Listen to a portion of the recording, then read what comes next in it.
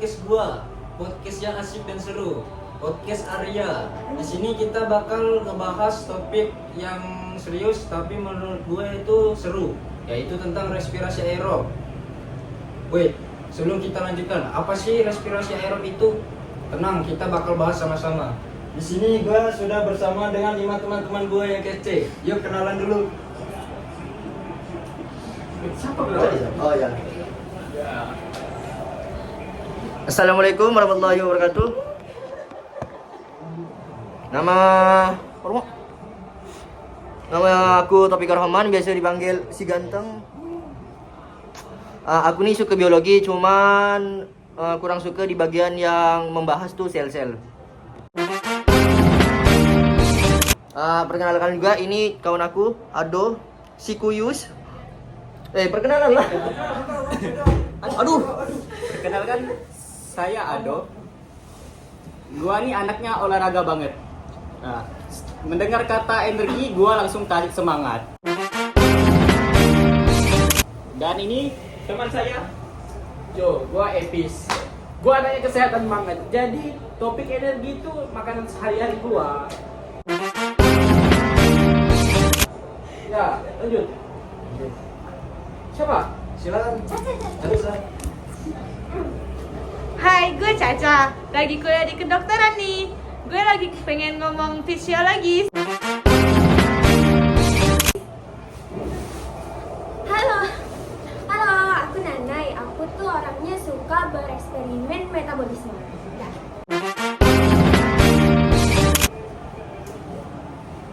Oke, inilah perkenalan kami. Mungkin agak sedikit abstrak di mata kalian, tapi kita lanjut ke segmen selanjutnya.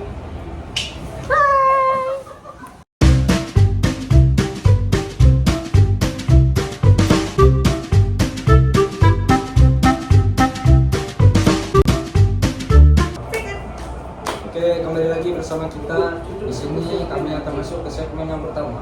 Apa sih respirasi aerob itu? Ada yang bisa jelasin? Nah, singkatnya respirasi aerob itu proses tubuh kita nge-breakdown glukosa pakai oksigen buat hasilin energi alias ATP. Oh, gitu. Mantap. Jadi kayak glukosa dan oksigen itu jodoh abadi ya. Kalau bertemu bisa menghasilkan energi. Oke, selanjutnya ada yang tahu nggak sih persamaan dari respirasi aerob? Oh, aku tahu persamaannya tuh C6H12O6 ditambah 6O2 reaksi menghasilkan 6H2O ditambah 6CO2 ditambah 675 kalori.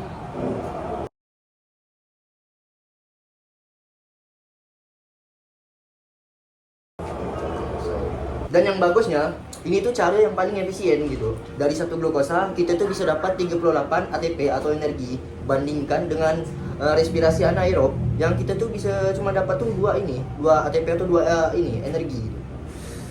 Wow, berarti jauh banget ya bro perbandingannya. Iya. Makanya tubuh kita itu cinta banget sama oksigen. Iya, tanpa oksigen, energi gitu tuh bisa rugi parah. Oh, macam tuh. By the way, ini terjadi di mana ya, Caca? Di mitokondria, organel penghasil energi. Yes, King. Makanya mitokondria itu disebut sebagai the powerhouse of the cell. Yes. Yes.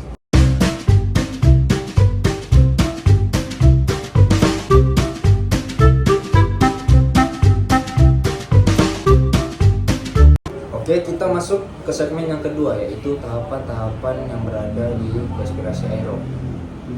Ada yang tahu nggak sih tahapan-tahapan yang ada di respirasi aerob itu apa aja? Aku tahu, yang pertama itu glikolisis, yang kedua dekarboksilasi oksidatif asam pirufat, yang ketiga siklus Krebs, dan yang terakhir itu transport. Oke, mantap. Kita bahas satu-satu. Yang pertama, glikolisis.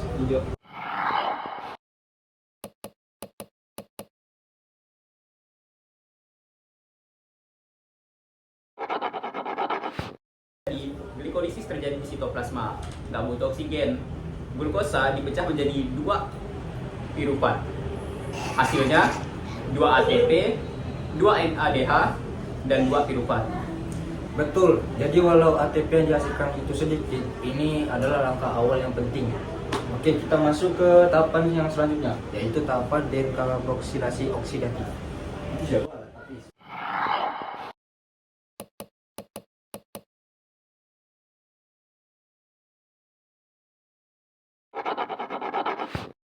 Yoi, di proses ini pirufat menjadi mitokondria dan jadi asetil KOH.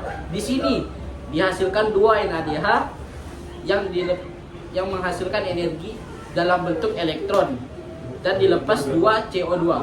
Oh, terima kasih Bung Hafiz atas penjelasannya. Selanjutnya kita akan beralih ke tahapan siklus Krebs.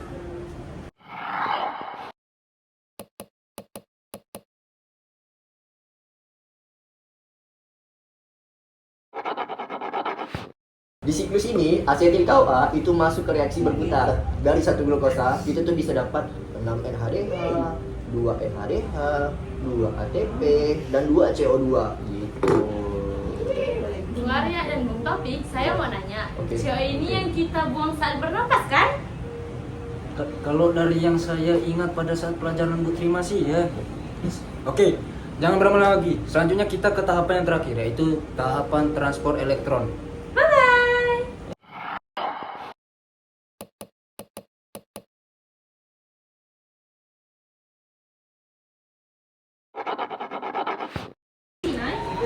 Jadi, elektron dari NADH dan MADH dialirkan melalui protein di membran dalam mitokondria. Nah, lalu energi tersebut dibuat untuk mempompa proton membentuk gradien, lalu menghasilkan sekitar 34 ATP. Oke, Bung Hafiz dan peran oksigennya. Nah, sebagai penerima elektron terakhir, lalu bergabung menjadi H+ menjadi H2O. Mantap, mantap Bung Hafiz. Jadi total semua ATP yang dihasilkan itu sekitaran 38 ATP lah.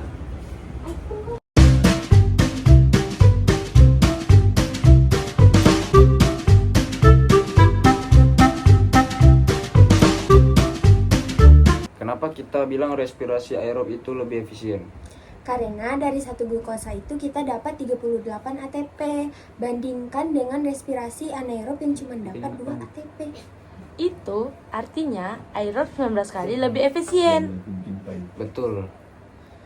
Makanya kalau kita beraktivitas atau berolahraga yang berat, akan tetapi oksigen di dalam tubuh kita sedikit, tubuh akan menggunakan proses anaerob. Di proses anaerob ini akan menghasilkan lebih sedikit energi dan akan terjadi penumpukan asam laktat. Nah, makanya kalau kita lari cepat tuh kita bakal ngos-ngosan. Karena tubuh kita itu butuh oksigen buat lanjut ke respirasi aerob.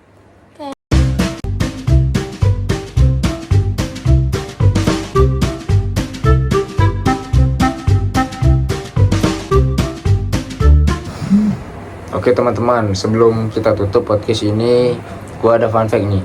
Tahukah kalian bahwa sel tubuh kita itu bisa menghasilkan hampir 2 miliar ATP per menit? Itu dikarenakan sel tubuh kita membutuhkan energi untuk bekerja secara terus-menerus. Wow, berarti tanpa respirasi aerob kita nggak akan bisa hidup ya? Benar banget.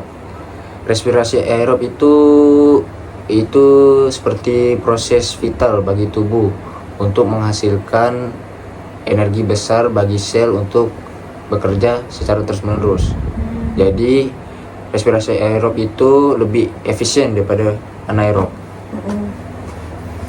Dan, aku baru ingat nih, ada fun fact lain lagi nih. Tahu nggak sih kalau tubuh kita itu bisa bikin ATP seberat berat badan kita sendiri tiap hari?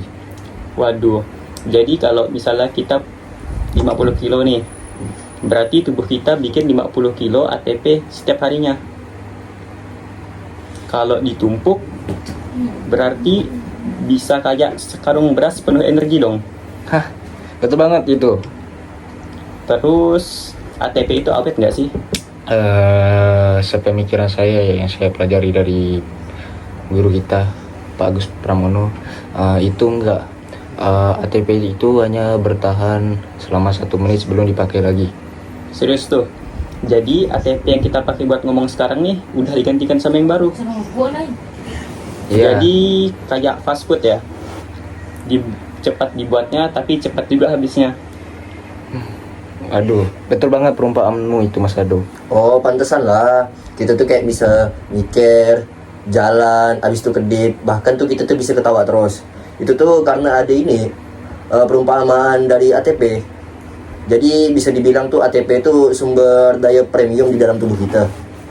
Iya betul. Waduh, kalian hebat, kalian berdua nih. Bangga kau.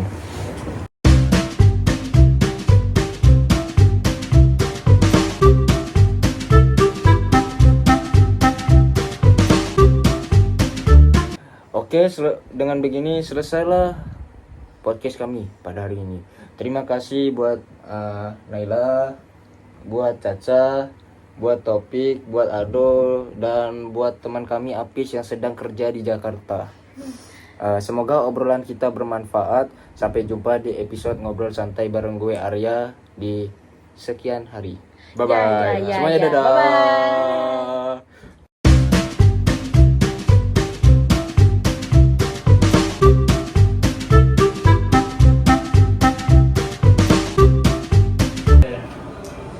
Yo. Coba lah. Oke, kembali lagi bersama saya di segmen ke-1. Apa sih itu respirasi aerob? Ada yang bisa jelasin? Oke gitu. Respirasi aerob?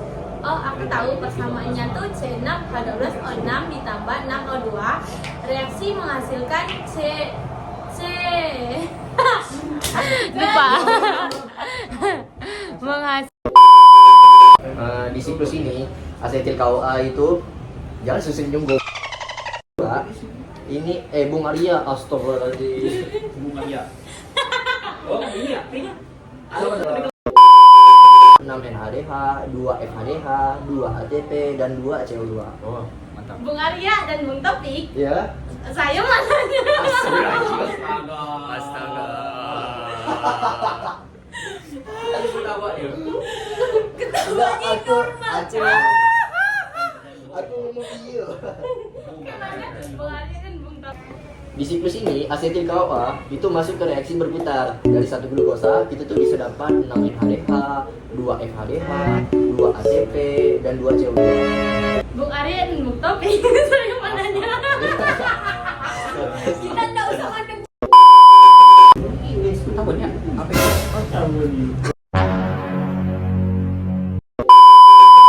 Yoi, di proses ini pirufat Yoi, di proses ini pirufat dimasukkan ke mitokondria dan jadi asetil CoA. Di sini dihasilkan 2 NADH yang menghasilkan energi dalam bentuk elektron. Astagfirullah, lupa aku. Cikir lagi badannya. Ngap, astagfirullah. Iya, HP aku. Do ngapa terjadi ke bawah do astagfirullah do nih. Nah, soalnya umurnya itu kurang dari 1 menit sebelum dipakai lagi. Serius tuh. Jadi ATP yang kita pakai buat ngomong sekarang nih udah digantikan sama yang baru. Jadi kayak fast food ya. Cepat dibuat tapi cepat habis juga.